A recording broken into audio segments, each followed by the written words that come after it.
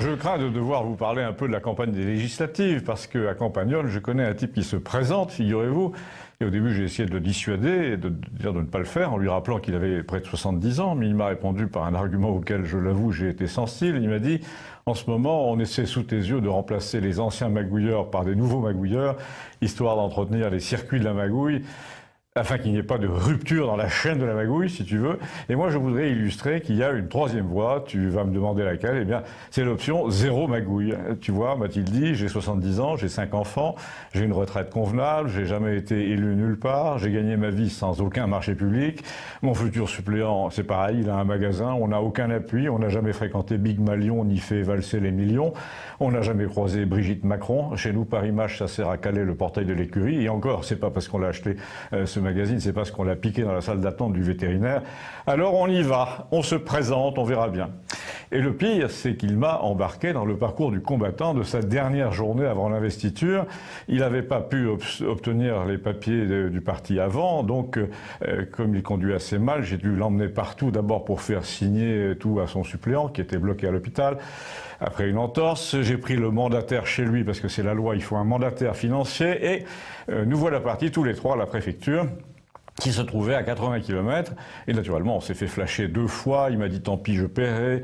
Et moi, j'ai précisé que c'était pas pour l'argent, mais pour les points de permis que ça m'embêtait. Il m'a dit, je dirais que c'est moi qui conduisais et c'est moi qui paierai. Là, une fois arrivé au chef-lieu, impossible de se garer, évidemment. Je dépose mes 2 compères, je fais le tour du quartier pendant une demi-heure. Et du coup, entre 2 pauses, sur un emplacement livraison, j'ai songé à ces 2 types qui avaient rien à gagner, qui suscitaient d'ailleurs déjà le dédain de ceux qui, eux, croyez-moi, avaient tout à gagner dans cette élection. 9 autres candidats dans la circonscription. Et je me suis dit qu'au moins, dans les films d'autrefois, mes 2 compères, là, auraient eu une chance. Si on en croyait la morale instinctive des scénaristes, c'est que le pot de terre contre le pot de fer et tout ça, ça existait. Normalement, c'est le petit qui gagne contre le gros à la fin. Mes 2 types étaient contre les normes européennes, contre les gens trop bien coiffés qui viennent régenter la vie des autres. Ils étaient pour la mémé qui se demande si elle va être noyée dans le circuit des institutions pour les pauvres dépendants. Ils étaient du côté du maçon qui a de l'arthrose et qui se traîne de stage en stage pour devenir garde forestier ou gardien de déchetterie, ou quoi que ce soit, enfin, qui lui permette de ne pas finir dans un foyer à Albi ou à Millau. Donc, d'après la morale des belles histoires, ces 2 braves types, mes candidats aux législatives, là, allaient gagner contre les gens qui se partageaient les subventions, les visites d'anciens ministres, les kits de campagne édités à Paris, les affiches toutes prêtes, etc. Ils allaient gagner contre ceux qui se disent républicains, mais qui se comportent comme des roitelets. Ils allaient gagner contre les gens qui versaient un salaire fictif à leurs femmes. Ils allaient gagner contre les amis d'un président de la République qui a touché une fortune étrangère pour être élu.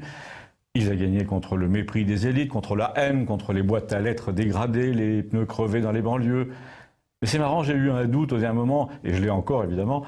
On se demande si on peut encore gagner en France au nom de la morale, de la raison, de l'honnêteté, du manque d'argent. Ben, je vous raconterai, puisque bon gré mal gré, me voilà devenu le chauffeur d'un candidat. Je me demande d'ailleurs si mon statut de chroniqueur à la télévision ne l'intéresse pas un petit peu, mais raison de plus, je vous tiendrai au courant. Dites-moi si vous connaissez des gens qui se présentent aussi. Merci.